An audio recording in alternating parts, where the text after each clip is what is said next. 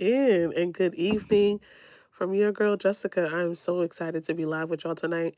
This is the first time that I've been live in a really long time on this channel. But since there's been some new faces who subscribed to the channel and you guys have been engaging, I said why not come on live and we can chat a little bit.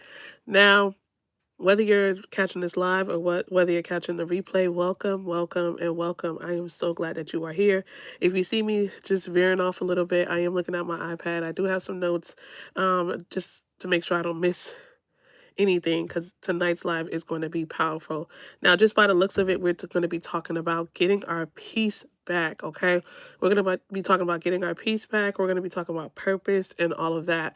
So the title of this live is I lost my focus, but I'm getting my peace back.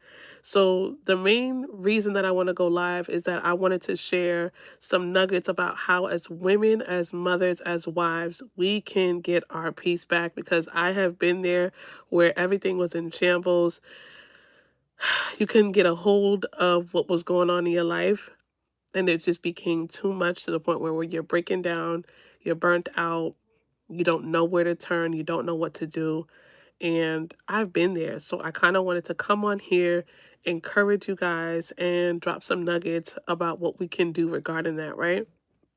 So as I've already made very aware in my videos and I've been open about, is my struggles in the past with depression and anxiety. Now, I have 3 little ones. I've been married to my husband of 10 years. And by the grace of God, we were able to get to that point, but it wasn't always like that. It wasn't always peaches and cream. There has been struggles, there has been issues down the road. That again, by the grace of God, with self-development, with therapy, we were able to get to a good point. I'm able to get to a good space in my spirit where I can pour into other women, other mothers who are going through the same thing.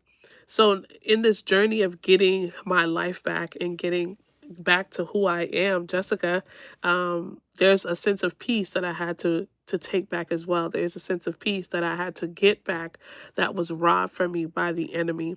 Now, whenever you're dealing with depression and anxiety, at least for me, I felt very isolated all of the time. I felt like I was always by myself. I felt like no one in the world could care about me. Even though I was married, even though I had children, I could not understand why I was feeling this way. And it robs you from a sense of peace. It robs your peace, because every day you're in this mindset. Every day you're thinking about negative things, right? Every day you're having negative thoughts about yourself. You're having negative thoughts about people around you. You're having negative thoughts no matter what space you're in, no matter what is going on in your life, you are having negative thoughts, right? Now, that robs you of peace, because we know that God is a prince of peace, right? And we know the enemy comes to bring confusion, right? So if you are in a space where you're not finding peace in your life, you're not finding peace in your life, you're not finding a space where you can actually sit and rest, that is a big issue, and that could lead you down the road of depression and anxiety. Now, getting your peace back can look like a lot of things, right? For me as a mother, I get overwhelmed, or I used to get overwhelmed very quickly. With a lot of the responsibilities that I had, I used to get very overwhelmed. I used to not be able to grasp my day or get a hold of my day, right? So when I get overwhelmed, I get irritated. And when I get irritated, the people around me get affected the most, because I'm short, I'm mean, I'm I'm outside of myself, right? So with my peace, now that I'm in a better space now, what I've done is I carve out time for myself. I used to think that if a mother is not constantly in the groove, constantly cooking, cleaning, or you're even not even being a mother, being a wife as well. If you're not constantly cooking, cleaning, if you're not up doing something, you're not a good mom or you're not a good wife. So I was constantly making myself busy, cooking, cleaning, and that's basically what I saw my mom do. So I was copying subconsciously what I thought was a good wife and a good mom. So I was drowning in these responsibilities. I'm like, okay, I'm tired tonight, but I have to clean up. The house is dirty. I'm tired tonight. Every piece of laundry has to be put away right now, or it's not going to get done. I'm not doing the laundry right. Every dish in the sink has to be clean at all times. I have to be sweeping. I have to be doing something. And that drove me that drove me. That drove me to the ground, that drove me to burnout, that drove me to basically get to a place where I'm not at peace. Right? It's important that we do self-reflect. It's important that we self-reflect every single day and say, where in my life right now am I lacking in? Am I at peace with everything around me? Am I at peace with everything, with everyone around me? Am I overcompensating myself? Right? Am I overcompensating myself? Am I overextending myself to my village? As women, we like to do that. We like to overextend ourselves. We like to people please because that is right. That's what society has placed on us as mothers and wives, is that we are to serve our children. We are to serve our husbands. However, what we forget is that if we're not okay, we can't be okay for the people that we love. If we're not okay in our minds, we're not okay in our spirit, how can we possibly be okay with the people who depend on us, our children, our families, our communities? We have to get to a place as women where we come outside of the roles that we play and our responsibilities and put ourselves first. I had a hard time doing that. I had a hard time putting myself first. I had a hard time understanding that Jessica comes first before my family, before my job, before my community, before my children, and before my husband. Before I was a part of these titles, before I had these responsibilities, I was just a girl. I was just a girl. I was just a girl existing. I was just a girl existing. Before I was a wife, before I walked down that aisle and said yes to my husband, before I bore my 3 beautiful children, I was just a girl. I can't be all of these things for everyone else if I'm not okay. That is a reality that I had to check within myself so I can get to a place where I'm at peace, where I can get to a place where I can listen to the Lord and say, okay, God, what is it that you need for me to do in this due season? Because just because you carry those responsibilities does not mean you are not to fulfill purpose. Does not mean that God does not have an assignment over your life that you are to fulfill. You are not supposed to take your responsibilities and make them your God and have you miss what God has placed on the inside of you, because you are an individual. You are not you are part of these other titles and they're important, but they're not everything. You are a person first. God created you. He molded you to this beautiful person that you are. So you have to take care of you. You have to take care of your mind. You have to take care of your spirit, right? You have to take care of your soul, because if you're not okay, you cannot be okay for everyone else around you. And I had to understand that as a wife, you are a woman first. You cannot surround yourself around, you cannot make your identity of a wife your everything. You cannot make that your God. I did that. I made my husband my God. I surrounded my, how do I put this? I put the trauma that I was experiencing in my life, I put that on my husband. How did I do that? The things that I was lacking as a child, I made it my husband's responsibility for him to fill those voids that I had. And at the end of the day, he's just a man. He was a man before he met me. He had nothing to do with the trauma that I endured as a child. So there was no reason why I came into the marriage with the baggage, with the trauma that I had and the voids that I had, and made him responsible to fill them. He's just a human being. He falls short as well. He would never be able to fulfill those voids. He would never be able to feel those emotions that I was lacking. I was looking to my husband to make me happy. I was looking to my husband to find peace. And you cannot find peace in your spouse. You cannot find peace in your person who you call your husband, your boyfriend, your fiance, whoever. You cannot find peace in that person. You can only find peace within yourself. You can only find peace within yourself. I'll say that again. You can only find peace within yourself. This is for somebody. You can only find peace within yourself. You cannot find it in things. You cannot find it in people. That's why we need to get outside of our responsibilities, outside of who we call ourselves, and think within and feel within.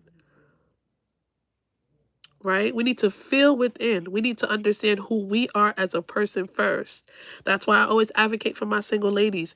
Do not get into a relationship unless you have done the work Do not get into a marriage, a holy matrimony, a holy covenant with someone else until you have done the self work. Because in marriage, there are going to be traumas. There are going to be things that if you endured and that you are experiencing that will come up in your marriage. Marriage is only going to expose what was hidden when you were single. Marriage is only going to expose what was hidden when you were single. Marriage is not going to fix anything. Marriage is not going to fix the traumas you've endured. Marriage is not going to fix those daddy issues. Marriage is not going to fix those mommy issues. Marriage is not going to fix those financial issues. Marriage is not going to fix anything. If anything, it's going to expose what you were already enduring. It's going to expose the issues, the trauma, the rejection, the isolation you were already experiencing. So to my single ladies, if you are single, please do not get into a holy matrimony, a holy covenant with someone else until you are fully healed and you fully understand who you are, because you will get lost in the sauce. You will get lost in marriage. You will get lost in that responsibility of being a wife and a mother. You will get lost. It's imperative. Like it's bound to happen if you don't have an identity for yourself. It's bound to happen if you don't have purpose. If you don't understand what your purpose is, you don't understand what your God-given talent is, what God placed you on this earth to do, you will get lost in those responsibilities and you will lose yourself. And you will sit back after your kids have gone out the house, they've grown, they've created their own families. You will look back and ask yourself, what have I done all these years? What have I done? What have I accomplished? When the Lord calls me home, when I pass away, what am I going to be remembered by? Those thoughts keep me up at night. Honestly, those thoughts keep me up. I'm a person, I'm like, I'm not here for nothing. That's my thought process. I'm not here for no reason. There is a reason why my mom and my biological father conceived me and I was able to come into this earth and live as long as I have. There is a reason. God has called me to a higher power. God has called me to a higher standard. God has called me to a purpose, right? So going back to my point is that we need to understand who we are. So here's some things that I want to leave with you guys, right? Here's some tactic things we can do to get back our peace. There's some things that we can do to get back to a peace of mind, to get back to us, get back to who you were before you became a wife, before you became a mom, before you're a part of any community that keeps you busy. Quiet time before the noise. Okay? Every day there should be a time that you designate for you to sit in silence. No texting on your phone, no social media. It's hard to put them phone downs. I get it. It's hard when no kids are running around. It's hard when you have a million things to do. I get it. But at the end of the day, if you are not okay, you cannot be the best version for yourself, for everybody around you. So quiet time, whether that's in the morning, whether that's at night. Quiet time. Quiet time. Sit with yourself, reflect, journal, pray, listen to some quiet music, listen to some instrumentals, but quiet time. Sit with yourself. I find it that people are scared to sit with themselves because they don't like the idea of sitting in silence. Sitting in silence makes us face things that we don't want to hear. It makes us face emotions we don't want to have. It makes us reflect on memories we don't want to have. So yes, it's easier to sit in the noise. It's easier to stay busy because we're scared to stay still. We're scared to stay still. We don't want to sit with ourselves. Quiet before the noise. One main priority a day. Me, I used to want to do everything in 24 hours. As soon as I'm up, I'm running around. One priority a day. And make that priority something that's going to fulfill you. I used to go to bed unfulfilled every night. I used to go to bed and ask myself, what did I do today? Remind you, I'm running around doing everything for everyone. I'm everything. I'm the biggest people pleaser. I used to be the biggest people pleaser. But yet I was going to bed feeling like, what did I do today? What did I do to make Jessica to make Jessica feel full today? What did I do today towards a goal Jessica had? What did I do today that goes towards my purpose, that goes towards my calling? Nothing, because I was too busy running around everyone else. I was too busy pleasing everyone else. That serves no purpose. Some people didn't even serve a purpose. My children, okay. My husband, okay, because they are part of my immediate family. They are my village. But they were people that I was serving that didn't contribute to anything that I had going on. Okay? One main priority a day. Number 3, letting go of control. That is the hardest thing. Letting go of control. Control the controllables. We cannot control every single thing that happens. Let go of the things we cannot control. Let them go. You can only control what you can control.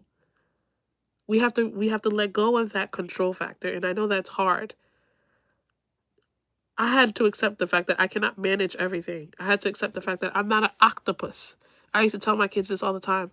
Mommy's not an octopus. I don't have 3 legs. I don't have 3 arms. I cannot do everything. I am not a robot. Okay, so we have to relinquish the control, and that's okay because peace comes with that. Peace. When you let go of things that you cannot or that are out of your control, there's a sense of peace that you get. Hey, I can't control that today. Hey, I can't control an outburst. Hey, I can't control something falling apart in the home. Hey, I can't control something that happened at work. I can't control it. There's no need to harbor on things that we cannot control, things that are out of our control. So letting go of that control is important when getting your peace back. And lastly, protecting your atmosphere. You have to protect your peace. You have to protect your mind. You cannot surround yourself with people who drown you from you. You cannot surround yourself from people who drown you from your purpose. Because when you are drowned from the people around you, you do not have enough energy to fulfill what you need to fulfill that day. You do not have enough energy to fulfill your God-given assignment, your God-given purpose. Everything goes back to purpose. Everything goes back to what energy you have left over. After pouring into everyone else, what energy do you have for yourself? What energy do you have for yourself to fulfill what you need to fulfill? Because at the end of the day, we're all chasing purpose. We're all chasing the ability to feel like we're needed, we're wanted in this world. We're all chasing that feeling of community, of purpose, of feeling needed. So when you're pouring into everyone else around you, what do you have left for yourself? When you lay in bed at night, what do you have left for yourself? Protecting your atmosphere, protecting your peace from people who drown you. Let go of people who drown you. Let go of people who serve you no purpose. If they're not your immediate family and they're not serving in your life as anything towards your purpose or your calling, what are they doing in your life? You are wasting time. You are wasting time with people who do nothing for you. Whether that's friends, even family members. There are family members that just suck the life out of us. They suck the life out of us. You have to protect that. You have to protect. You have to have boundaries. That's one thing we have to work on is those boundaries. Do we have those boundaries for the people who don't serve us? Do we have those boundaries for people who don't get it? Do we have those boundaries? All right. So if you're struggling with finding a peace within your day-to-day, or if you're struggling in your title as being a wife, as being a mother, as being a friend, as being a sister, doing these 4 things is going to help you day to day. So we can only take a day at a time because every day is not going to look the same. Some days are going to be busier than others. Some days are going to be harder than others. But if you take these 4 things, which is quiet before the noise, one main priority a day, letting go of control, and protecting your peace, I don't see how you cannot have peace at the end of the day. I don't see how you cannot walk in purpose. I don't see how you can not be able to hear the voice of God and hear the Holy Spirit regarding your destiny, regarding your mind, your spirit, and your soul. If you are watching this replay, please do not hesitate to subscribe to this channel. I will be going live once a week. If I can go live multiple days a week, I will do that because I'm here to serve you guys. I have gone through the trenches as a mother, as a wife, and I would be doing a disservice if I didn't pour into other women, pour into other wives so they can feel powerful, so they can feel like they have purpose, so they can feel like they're not only drowning in these titles. We all have purpose. We all have an assignment. We all have things within us, gifts within us that need to be birthed. God did not call us women to only be wives and mothers. I'll say that again. He did not only call us to be wives and mothers. You are more than your title. You are more than your responsibilities. You are more than what people depend on you for. And I want to get that out of you. I want to reach you. I want to reach your soul and rip that person, rip that woman, rip that warrior out of you. Because I believe that women are drowning in this time. Women, especially wives and mothers, are drowning in these titles, and they're drowning into these responsibilities. Okay, so if you're watching this replay, please do not hesitate to subscribe. If this live blessed you, please do not hesitate to subscribe. Please do not hesitate to comment down below your struggles as finding your peace, your struggle as far as being a mother and being a wife. I am so blessed to share this live with you guys. I'm so blessed to encourage you, and I will see you guys next time.